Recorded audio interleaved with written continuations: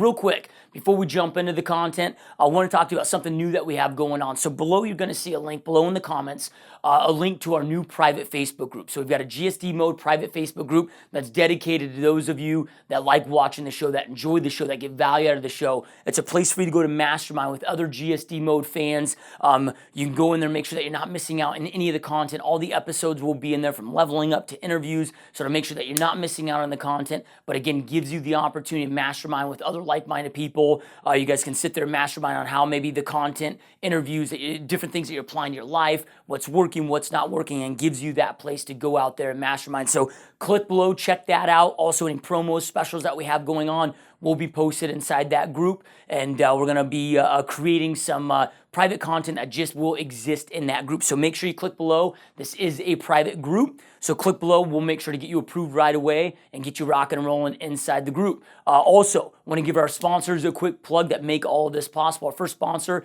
is Perfect Storm, www.perfectstormnow.com. It's the real estate software that I use in my business. Helps me go out there and generate well over 1,200 free leads every single month and over 30 paid leads every single day in my real estate business. It's the most effective, affordable lead generation, front-end branding website that exists out there. So go check us out, www.perfectstormnow.com. Also, my 90-day mastery bootcamp.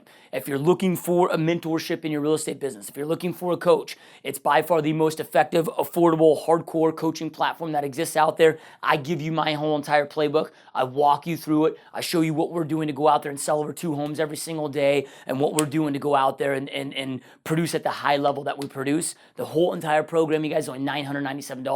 You know, right? This took me 11 years to learn this content. I've reinvested over $5.8 million back into my real estate business to learn this content. For only $997, I'm delivering it all to you. 3 hours every single week of hardcore coaching, Q&A, you get daily access to me throughout the program for a full 90 days. So go check that out, www.90daymastery.com, promo code LIVEMASTERY, all caps, all one word, all together.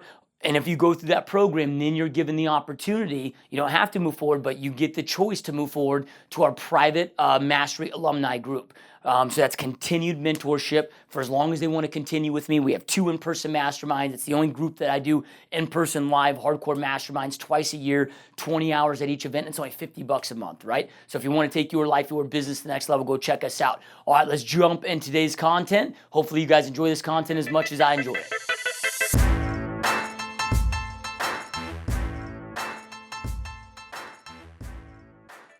What is up, my peeps? Joshua Smith here with another GSD interview. Every single week we interview top entrepreneurs and just straight up top badasses. You guys are out there dominating their space. They're doing big things in this life. They're choosing to not live a life of mediocrity, but instead go out there and create an epic life. So today, you guys, we got a special guest on. I'm really excited to have her on the phone, or on the call, not the phone, on the video here. We have Natalie Minh, who is a ex-fitness model, ex-fitness competitor, physique competitor, turned entrepreneur. So really stoked and honored to have you on the show. Welcome to the show, my friend. I am super honored. Thank you so much. Yeah, this is amazing, man. So I'm really intrigued by your story, right? So you were you're still in the fitness space, but you went from being a fitness model, 3-time European physique champion, into entrepreneurship. So let's before we talk about what you're doing today, let's rewind the clocks and talk about how you went on that journey and really what led you into the space you're in now. Okay, so yeah, you know, I can almost think about I have like a number of careers in my life, even though I might look quite young and whatnot. But I started off my career in corporate. So I was in information technologies, Unix system administrator. I was handling computer-aided engineering and design environments for 7 years. And then after a while, you sit in this environment, you're surrounded by people who are not fit. They are computer geeks, let's just put it straightforward. You know, we got the hunchbacks and we're like cross-eyed and we're like gonna grow up and die in server rooms. And there was just a point I was like, I don't know if I want to be like this. You know, this is a tough path I'm looking forward to. And then also gaining a little bit of corporate weight as we go along here too. Then I eventually decided, I'm like, you know what, since all of the IT jobs are being shipped offshore, I'm going to go to finance because finance people stay in the United States. And I like US. So I ended up going back to grad school, got my various degrees so I can go work in finance area. And then I ended up being an investment banker. So I specialized in derivatives, structured finance. I raised $10 billion on the international capital markets. So as I was doing this, you can just imagine, I just was very, very deep into the corporate thing. I was gung ho. I'm like, dude, I'm gonna be a treasurer when I'm done with all this stuff. It's gonna be badass, you know. But then the world started collapsing and changing in many different ways in the banking world. We remember, in 2006, banking world changed quite a bit. I had to take an assignment. I moved to Europe, Brussels, Belgium, for 3 years, and I did it kind of on a whim. But I was like, I'm single, I have nothing to lose. Like, you know what I mean? How many times in life do you get to do something like this? I never was a foreign exchange student, so I decided to take a jump. Once I got there, I realized I felt really out of shape compared to all these European people, right? These people who are, obviously, they always are known to have like a nicer physique. They're not, like, I came from the Midwest. I grew up in Metro Detroit, so I mean, Midwest, we like to eat and we like to party and we like to drink, you know? So that's when I decided, I'm like, okay, so I want to be, I don't know, I want to be fit, but I needed a challenge. So some people might do the 5K or whatever. I signed up for the European Fitness Model Championships.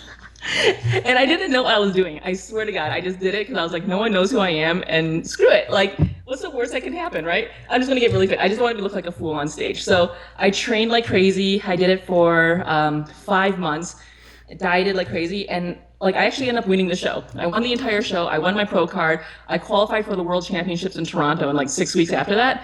And then it just started to get really, really real all of a sudden. I went out to Toronto. I placed 3rd in the world from there. And then everything kind of changed very quickly. Here I am, I'm this Asian American fitness model who doesn't know really much about fitness other than I follow directions really well while doing the corporate thing, you know? So I became like this little oddity, a unique personality within the fitness industry in Europe. And so I ended up signing with a top modeling agency, fitness agency in London, and I did a lot of work in Milan, Paris, and London, modeling, while doing the corporate thing. So I kind of had this duality going on. It was fun, you know. I was like, Europe turned into a big spring break event for me with all the fitness stuff. Eating, I loved it. I love what fitness gave me. It gave me something, a passion, right? That's the best way to put it. A first time in my life, I felt this passion, and I felt an unlimited amount of self-confidence in a sense that now I'm like, wow, I really found something that, like, this is who I am. This is who Natalie Minh is. So over time, I eventually also started picking up fitness photography. And it was more or less, I was hanging out with these beautiful fitness models, and you know, I was like, you know what? No one's gonna shoot the picture the way I want it, because I want this photo. So I'm like, let me just try to do this, you know? And then very quickly it turned into paid gigs, and then I was doing fitness photography and all this other stuff. Then in 2009, that's when our bank that I was working for hit selective default. So then they're like, okay, all the expats, we look at each other, we're like, gravy train's over, where are you gonna go? One guy's like, I'm going to Dubai. One guy's like, I'm going to Hong Kong. And they're like, what are you gonna do, Natalie? I'm like, I'm gonna go to LA, I'm gonna be a fitness model. So you can imagine, like, everyone in the office was like, okay, what crack pipe are you smoking? And they're like, okay, let's see how this goes. I'm like, just take all my stuff, put it in a container, ship to LA. And 45 days later, I was living in Los Angeles near Gold's Gym Venice, and I was winging it. And I just came out here. I had no safety net whatsoever, which was, for me, very challenging because I've been out of the US for 3 years. I didn't know what the recession environment was like in the US, and I've never really worked in the fitness industry before. And you know, so it was just a number of factors. I was like, I'll land on my own 2 feet. So once I got here, I guess I made a right decision. There's a very important thing about business I learned quickly, is that you have to be where the action is, right? You have to be in the heart of it. And as I was looking at cities across the world, like, where did I want to go? And if I wanted to be in the fitness industry, I had to be in LA. And that was the smartest move I could have made. Because no matter what, there was work, there was business, the network was there, everyone of authority was here. So yeah, 6 years later, it quickly turned into something where I was doing fitness modeling for a little bit, but then I realized there's a very small market for short, muscular Asian women in the modeling industry. And I'm like, you know what, I got a lot of other talents, you know, let's see what else I can do. And it quickly turned into something where people saw that, okay, at the end of the day, I know technology, I know business, I had a passion for fitness, and I made an agency that was able to wrap everything up together. So that's where I am today. Yeah, no, I love that. So back to when you chose to get into women's physique. I mean, did you know somebody? Was there somebody at the local health club that you're working out of that was in it? Like, How did you choose that? Just out of curiosity, what Okay, made you this land is on you're that? gonna laugh. So back in like when I was in grad school, like 2004, 2005, there was a guy on late night television because you're studying, it's late. His name I can't remember what his name was, but he used to sell like these six pack abs like systems, right? And I was looking at him, and I'm like, what the hell? Like, how is he making millions of dollars on TV, hawking whatever, for with six pack abs? And I'm like, here I am grinding away in grad school. I'm like, I can do this. I can do this. This is easy enough. Like, whatever. Like, I can totally do this. So then, like, somehow in the back of my head, I always remember, like, I can do this. I can be that guy. How cool would that be? Like, you're like awesome because you have abs. So I have to give that guy from that infomercial. It was kind of a cheesy infomercial, but gave the credit by lighting the fighter inside of me to just think about doing it, being serious about it. So it was a combination of that. Let's say I was also starting to subscribe to Oxygen magazine back then too. So you had a lot of the stars back then, the Jamie Easons, the Alicia Maries, who's really cool. I can actually call them friends nowadays. But looking at their pictures, I'm like, this is cool. This is really, really cool. This is a different kind of challenge than what I had in university, which was cerebral. So then now it's physical. So that was very exciting to me. Yeah, love it. So you get back to LA, you start this business that you're doing out there. Sorry, all of a sudden I'm getting some bad feedback.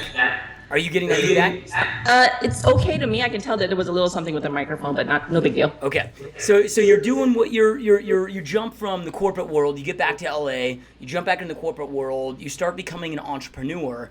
And the reason that I want to bring this up is we have a lot of listeners that are in that space, that are in the corporate world, but they're listening to this podcast because they wanted to make that transition into entrepreneurship. What were those? Because it's one thing to always, a lot of entrepreneurs talk about their successes, but they don't talk about those obscurities and failures they had to overcome. What were some of those challenging moments making this transition that maybe you didn't think were a challenge, that became a challenge, and what did you do to overcome those?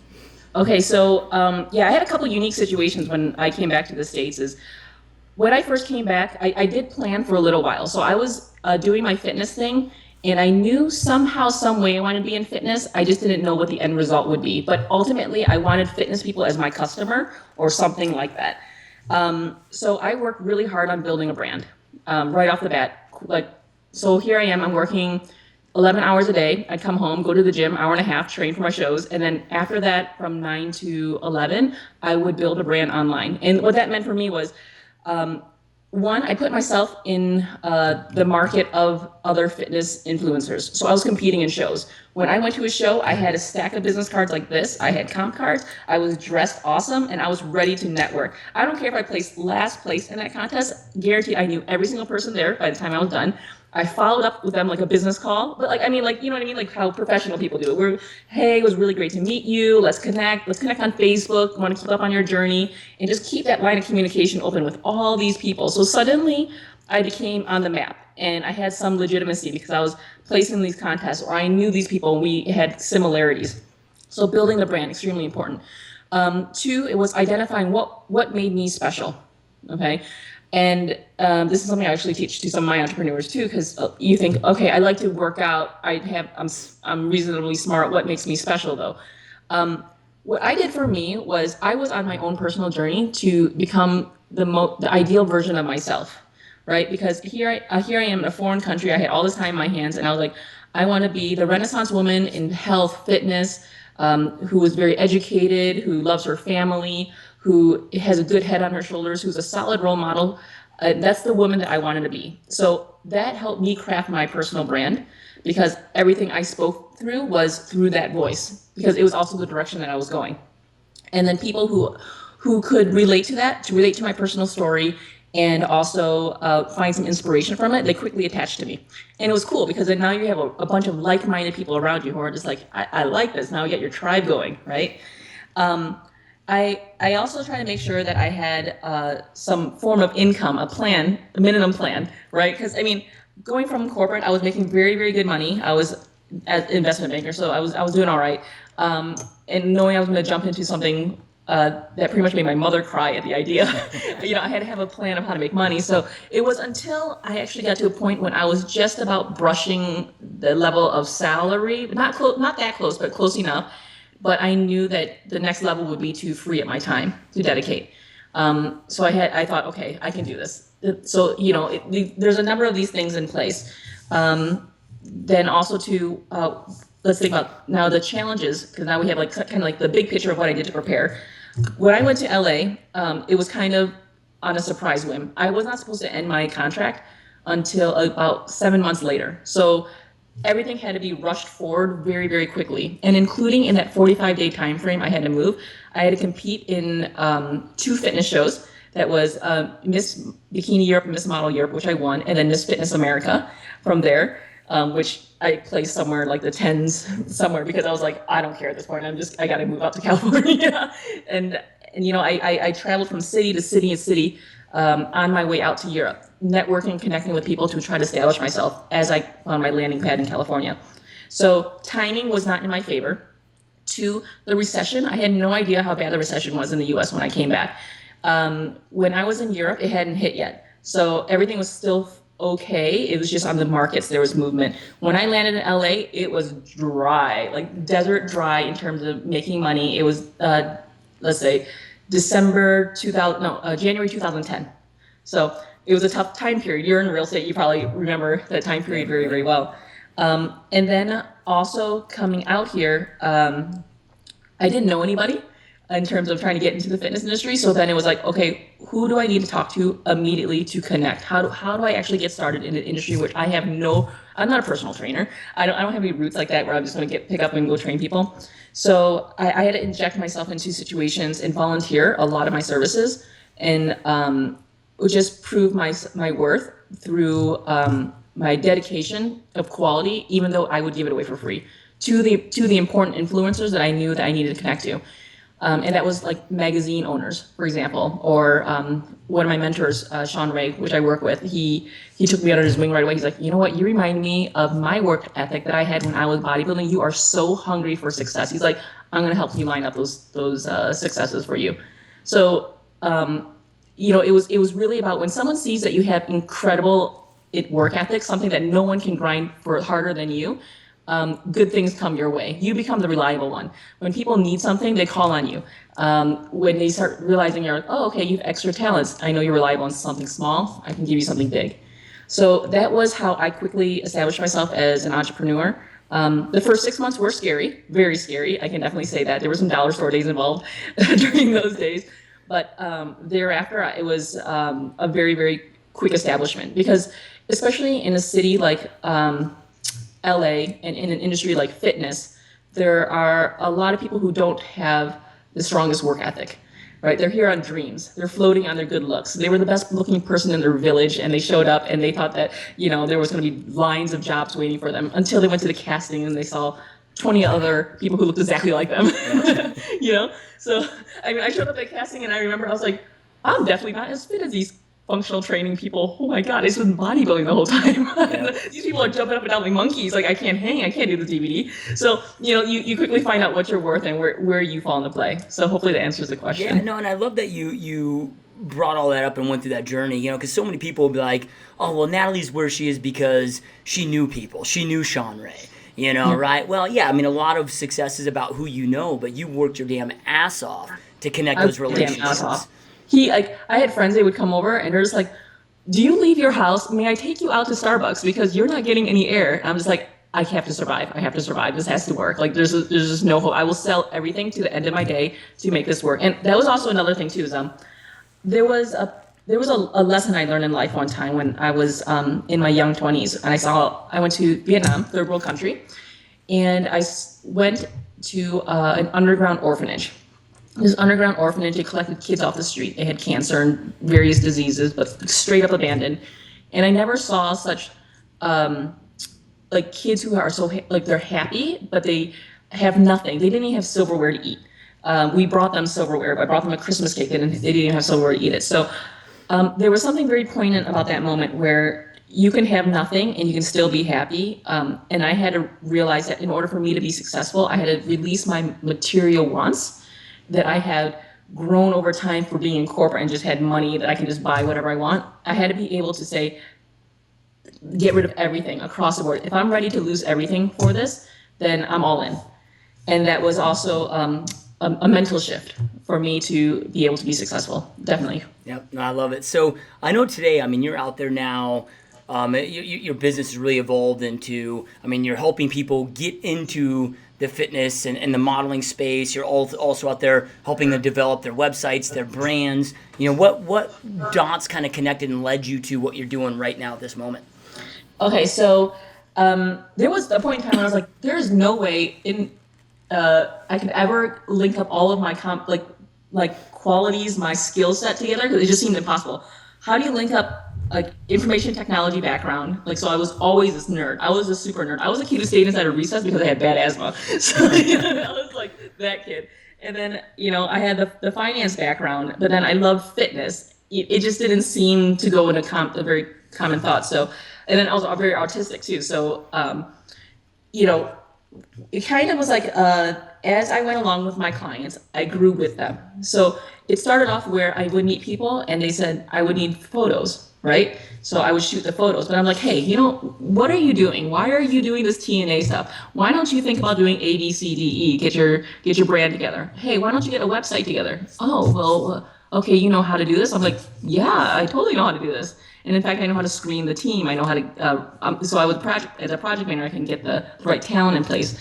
And so very easily, I was like, well, if I can do this for myself and I'm building websites like this and I can command like an offshore team, like with no issue, I realized that this is not a skill set that everybody else had.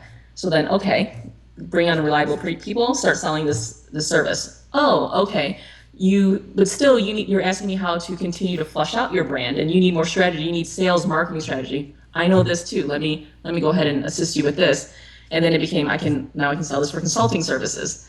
And then after a while, I was very passionate about the education part, because having landed in LA and not having anyone help me and not having any direction, and all you're looking at is like the flashy stuff that you see out there. So you're like, so if I wear a micro bikini and I take very creative up level shots or whatever, I'm going to get a lot of followers.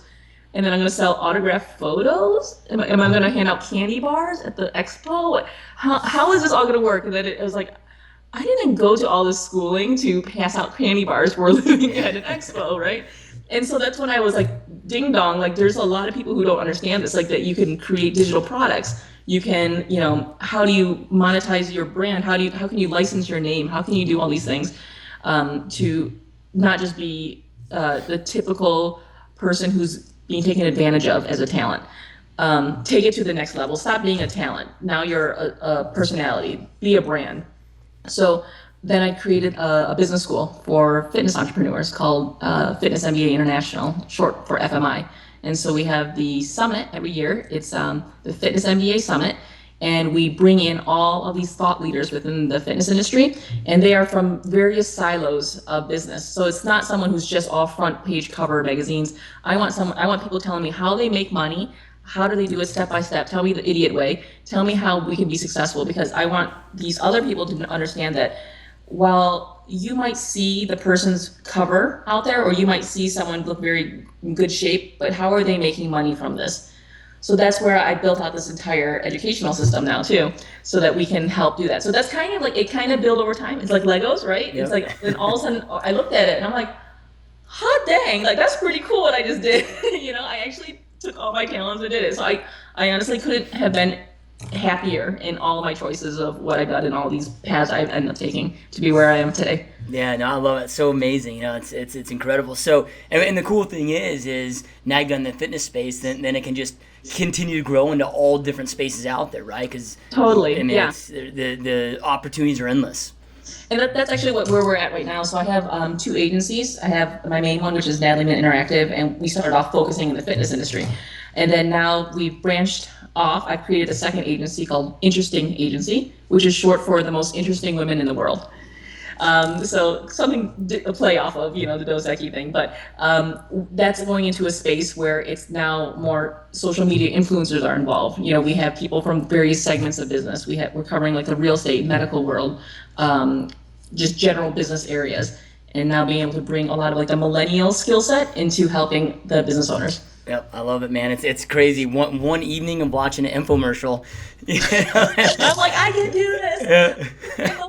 I can do that. That's easy. I know when people ask me like, dude, how'd you get involved in what you're doing today? I'm like, dude, you got like a few hours for the journey, because it's, none of it sometimes is intentional. Just you just keep pushing, you just keep connecting the dots, and it's insane where it takes you. So what keeps you today, right? Because you've got so much going on. What keeps you today though, continuing to level up? Because good becomes the worst enemy to greatness, and you very easily at this point could just be like, I'm just going to continue what we've got going on, kind of put it on autopilot, and probably be good for the rest of your life.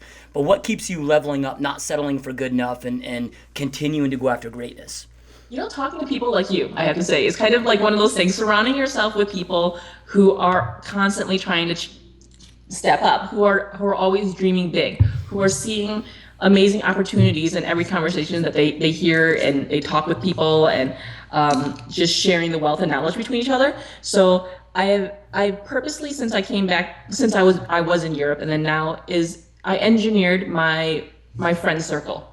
I kept people who were exceptional in my circle, and I nurtured those relationships. And then obviously we all have like our long-term relationships as well, but I wanted to make sure that from a growth standpoint, that I wanted to be surrounded by people who really inspired me, who I just thought were just badass. So, it's being in the place where I can talk to them on a regular basis. So for me, I went from LA and I moved to Dallas, and now I'm moving back to LA. And a big part of that is because of the people, because of that soul tribe. They level you up, and just constantly being in touch and trying to find people outside your circle. Yep, love it. So, it's easy to get motivated, right? We can get fired up, we can get motivated, but it can be very difficult to stay motivated. So you're somebody with very high energy, that's obviously on fire, that's motivated. What do you continue to do, or do you have a specific daily routine, or what do you do to continually stay motivated? Okay, so I do something. I learned this from Jay and Monica. So I thought this was really awesome. It's called the GIDs. Have you heard of it before? The GID. So it's called gratitude, intentions, and delegations. So what I do is I write out, and I use Evernote actually for this. This is something just so it's easy for me to keep on board. You write out what you're grateful for. So when you start your day, before anything, write down all the things you're grateful for, from the minute to the major things in life.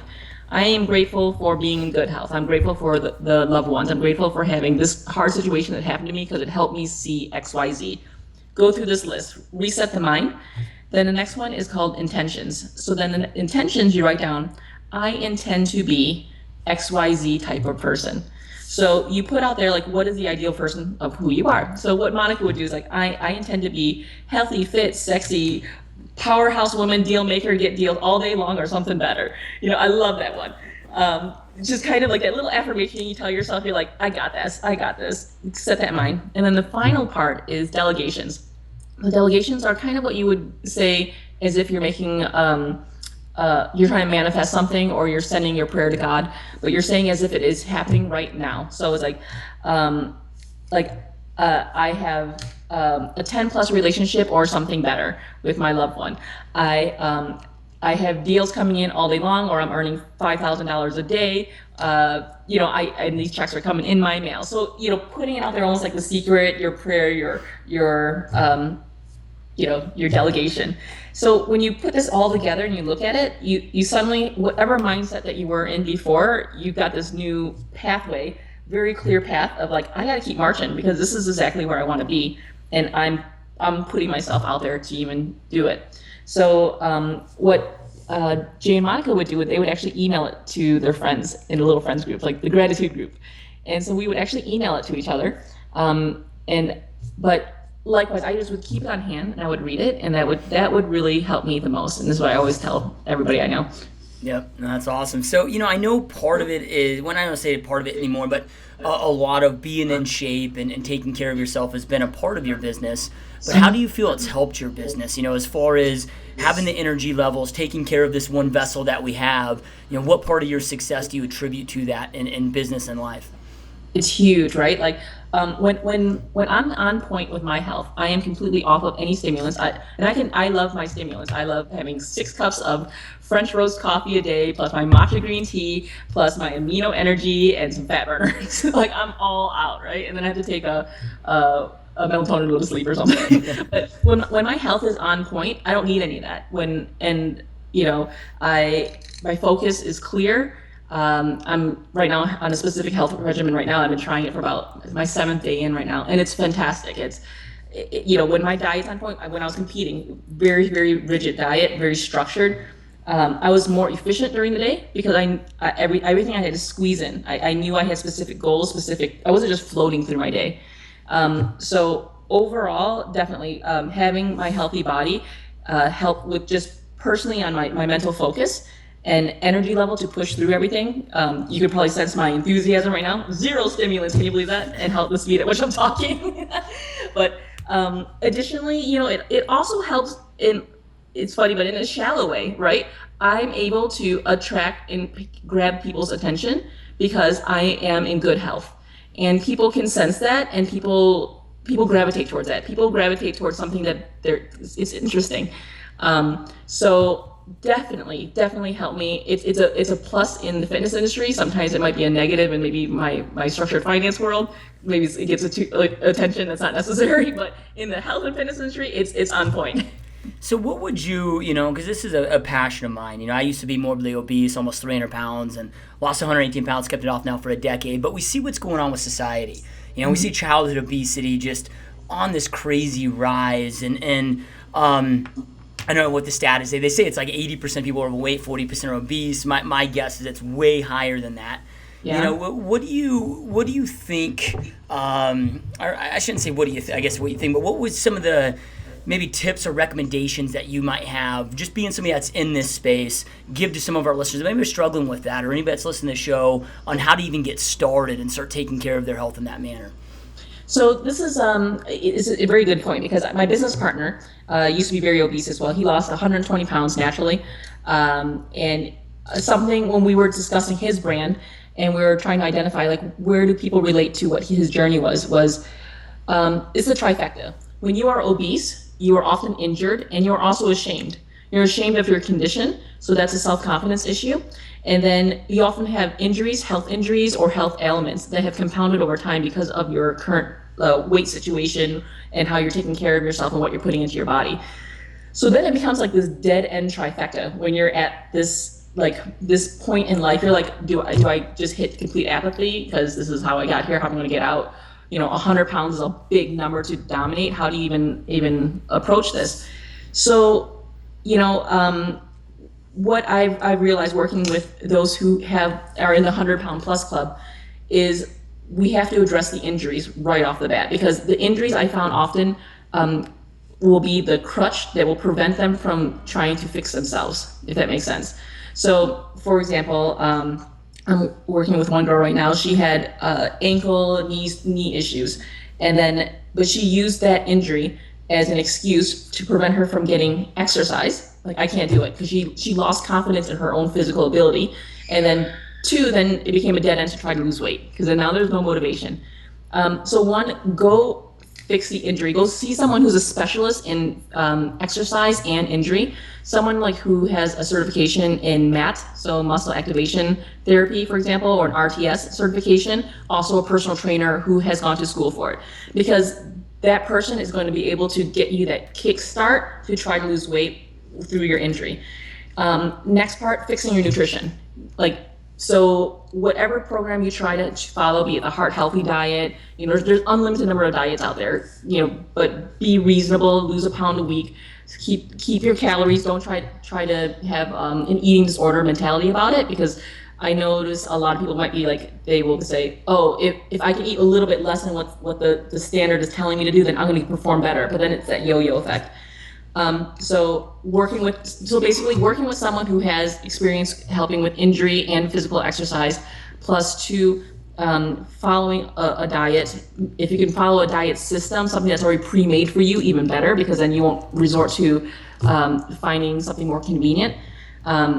And stick to it. Find a challenge. Find something that you can tie your commitment to. Find a buddy. I'm sure you can go to meetup.com and find groups of people who are just following the same journey. Or if you choose to follow maybe a set nutrition package, I'm sure with your nutrition program, there's going to be, you can say, okay, here's your supplements that you need to take, and here's your food. Find buddies to keep you accountable to it, and then reward yourself on through the process. Every month, give yourself little something, right? A new workout outfit because the last one's like too big now, or go do something. So you know what, I'm leading a little group of someone who has to lose quite a bit of weight right now, and I find that having that buddy factor has been probably, and a lot of people who are caring, who are saying, don't worry, don't be ashamed, we got this, someone like you who can talk to the person like, I've been on your journey, I get this. They need that kind of people around them to understand them, because right now they're just probably looking at some magazine, looking at PerezHilton.com and be like, that's not me, that can't be me, right? Yeah, 100% agree. I have a lot of heart for that group. Yep, no, I love it. So I see all your books behind you, right? So and you definitely can tell by this interview that you're somebody that takes their self-development very seriously. What does your self-development look like for you on let's say a daily or a weekly basis? Okay. Yeah. So I if I have a shopping habit, it is buying self-development products out there. I mean, those gurus must love me. I'm buying them all, and like it's just good because like right now I notice what my own deficiencies are. I feel like I'm really strong in finance, but I want to sharpen up all my internet marketing skills now. This is a new area. So I buy a ton of books, a ton of audiobooks, a ton of programs, and I do study it. I do commit to studying. I will do my cardio while listening to it. While watching it, I have my iPad. I'll put it right on my elliptical, and I'll do that. So that's a never-ending journey for me. And then additionally, because I have that nonprofit, the Business School for Entrepreneurs, I'm recording modules, teaching. So now is a perfect way to learn, regurgitate, and synthesize for my audience. Because that's the beautiful thing about business knowledge. We learn the theoretical, the big stuff, but it applies across the board, right? People just want it to be simplified and synthesized for them, so they don't have to think as hard. So that's where I come in, and that's fun for me. Yep, no, I love it. So, as an entrepreneur, as a driver, somebody that's always pushing. That's and I hate the word balance, because it really doesn't exist out there.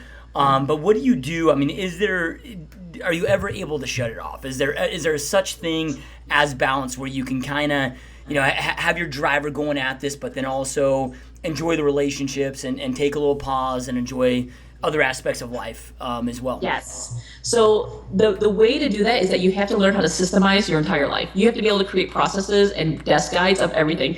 I remember when I was in IT, like they pretty much were like, oh, if we're going to meet this ISO whatever level of certification, you have to document your desk. So if you get hit by a bus, we can plug in a new analyst. We're like, okay. So but you have to do that with business in general, right? And especially, most importantly, as an entrepreneur, because you are the best and you're the only one who knows how to do everything, but that you're creating your own prison. So what I've done is just really document everything. I've asked my employees to go through the desk procedure and then fill it in even further so that it makes even more sense. And then give it to the next guy who knows nothing about it and make sure that he gets it so that he can do it. So in that sense, I'm creating these systems so that they can be automated and they can run without my being there, babysitting them the whole time. Additionally is, family time is very important for me. I am a mother, I am a wife, so I have to, and my husband works in corporate, so I want to carve out time for my family, and that means weekends, right? So that means my technology goes off on the weekends, and I tell my clients this, and in fact, they respect me more for being able to carve that time. They're like, no problem, right? It's when you're completely full-time access all day, every day. Sometimes people are like, you're kind of off balance. What's up with you, So, and then also too, is that part of my GIDs is that I wanted to have these type of vacations in my life. So then that meant I had to plan for it and book it and commit to it. So how we did it was we got a timeshare in Cabo. Now it's committed. Like, we're paying for it every single month. We got to go, right? Or you lose your week. So little things like that, you kind of work them in step by step, not saying go full at it because it's very hard to do it, but you got to have the blueprint of where do you want to be at? What is the ideal life for you? Where you feel like you would be the most happy, be it with your family, your partner, whatnot, and then start to eat that elephant bite by bite.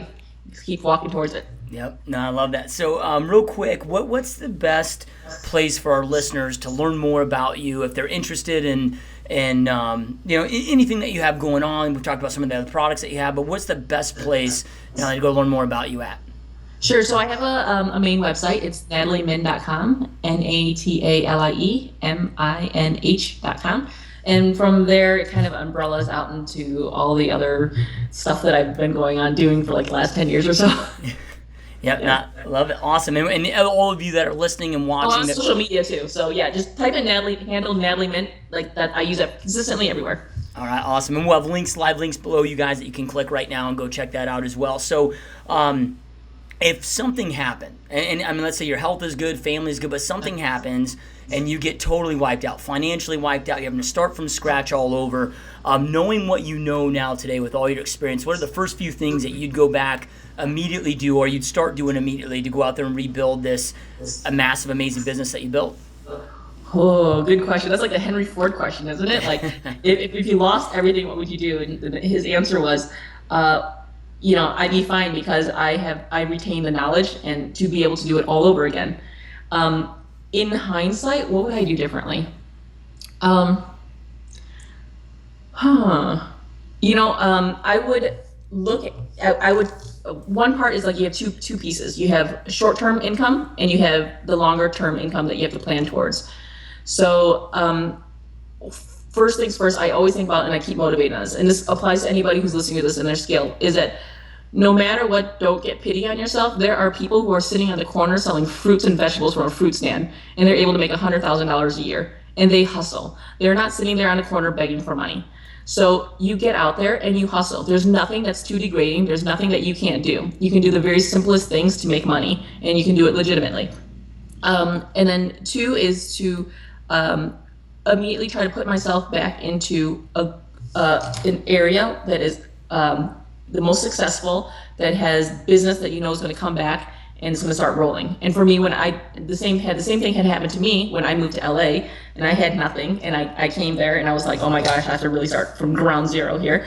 It was, find the influential people, make an impact. Don't be scared of anything. The worst that anyone can ever say to you is no. But if you prove yourself, you don't know what the future can hold, and it's probably gonna be really, really good. Yeah, awesome, love it. So, I started this podcast, I created this podcast, I wanted to go out there. It seems like in all different aspects of entrepreneurship, there's all these quote-unquote gurus out there, right?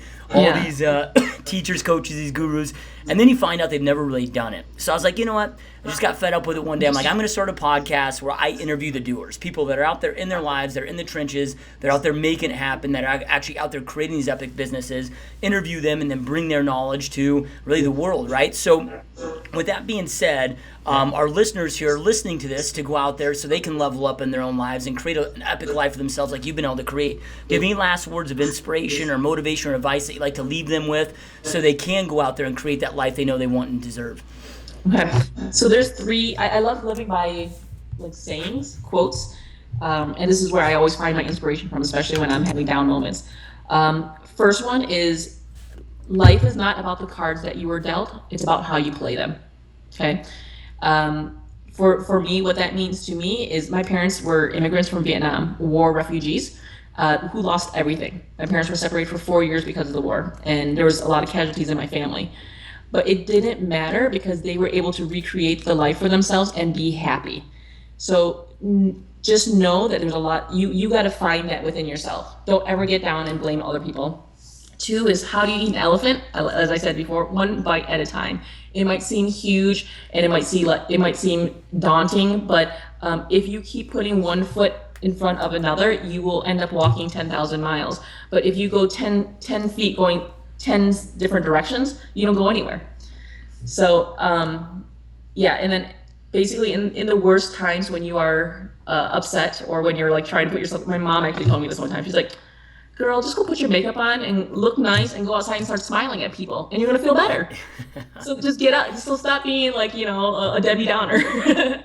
And I think that's really important when you're taking on a really tough journey, is again connecting with people that are in great moods, who are nice and who want to help, and find and nurture the givers in your life, because the givers are going to take you 10 times further than the people who are taking from you, and you keep feeding them as well. Yeah, love it. Powerful words. And to our listeners, you guys, I know in every podcast with this, but information without implementation is really just the start of delusion, you guys. It's taking that information, taking action on it, implementing on it in your world that creates power inside your world. So make sure that you take something that Natalie shared with you guys today, start taking action on it right away to go out there and create the life that you know you want and deserve. And Natalie, this has been a huge honor. I know how busy you are. I really appreciate you taking time out of your day to be here, and this has been awesome. Thank you so much. I was actually looking forward to this interview so much. So I'm really, really grateful for us to be able to connect. Yeah, awesome. All right, you guys. Well, thank you so much, and we will see you next time.